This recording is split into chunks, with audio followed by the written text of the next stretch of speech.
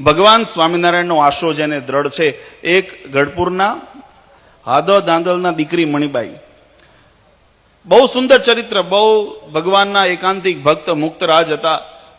એના જીવનનું એક નાનું એવો પ્રસંગ, નાની ઉંમરે જ્યારે અમને યોગ્ય ઉંમર થઈ, એમના વૈવિશાળ થયા અને એમના લગ્ન થયા, ભગવાનની કંઈક દેવ ઈચ્છા, એમને વિધવાપણું આવ્યું, પછી જીવુબા સાથે આવ્યા અને જીવુબા પાસે આવીને રહેતા અને ખૂબ ભગવાનનું ભજન કરતા, બહુ પવિત્ર જીવન જીવતા.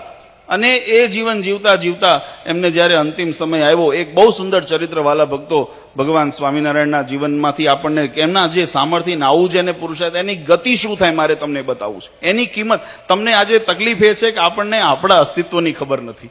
આજે આપણને આપણી જે સ્થિતિ છે એની ખબર નથી.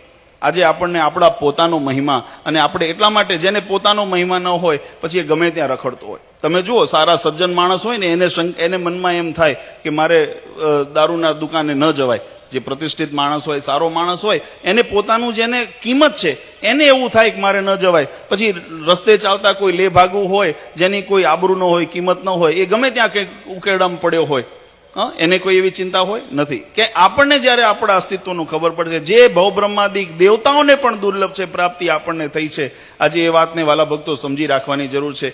એમનો જ્યારે અંતિમ સમય આવ્યો, ભગવાને એક રામબાઈ કરી વિપ્ર જે હતા, એમને વિપ્ર પત્ની અમને મહારાજે કીધું કે તમે સમાધિમાં જાઓ. આમનો અમે અંતિમ જ્યારે સમય આવ્યો છે, ભગવાનનું નામ સ્મરણ કરતા ધામમાં જાય છે, ત્યારે એ રામબાઈ સમાધિમાં ગયા છે અને વિમાન આવ્યું છે, મણિબાઈને એ પોતાના ધામમાં ભગવાન લઈ ગયા છે. અને આ બધો પ્રસંગ પત્યા પછી જે અહીંયા એમનો પાર્થિવ શરીર હતો, એ શરીરને જ્યારે અગ્નિ સંસ્કાર કરવા સ્મશાન તરફ જ્યારે લઈ જાય છે, ત્યારે સામે ગાય આવી છે. આ મહારાજના હયાતીની વાત કરું છું વાલા ભક્તો. સામે ગાય આવી છે અને ગાય આવી અને સ્મશાનમાં જ્યાં એમને મણિબાઈને સુવડાવ્યા છે ત્યાં એમની પ્રદક્ષિણા 7 ફરી છે. અને 7 ફર્યા પછી બધાને કૌતુક થયું કે આ થયું, અગ્નિ સંસ્કાર પત્યો. મહારાજ દરબારગઢમાં આવ્યા અને જ્યારે પૂછ્યું મહારાજને બધા ભક્તોએ કે મહારાજ આ ગાયનું કૌતુક શું હતું, ત્યારે મહારાજે એનો ઉત્તર કહ્યો છે, આ સાક્ષાત ગંગા હતી.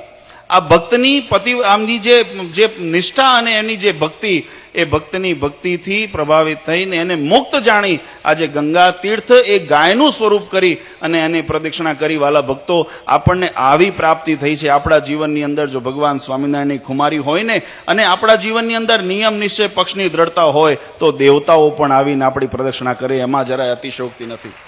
કોનો આશ્રય આપણને વિચારો.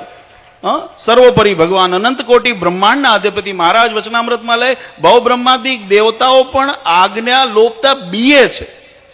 જેની આજ્ઞા લોપતા દેવતાઓને પણ જો ભય લાગતો હોય કે રખેને આજ્ઞા લોપાય, ભગવાનનું કસૂરવાર અમે ઠરીએ. આજે એવા ધીંગો ધણી આપણને સ્વામી થઈને, આપણા નાથ થઈને, આપણો ધણી થઈને મળ્યા છે. અને એની દિવ્ય પરંપરાની અંદર આપણને એવા સમર્થ ગુરુ પ્રાપ્ત થયા છે. આજે નહીતર વાતાવરણ પડતું હોય ને, એમ જો રંગ બદલાય ગુરુના,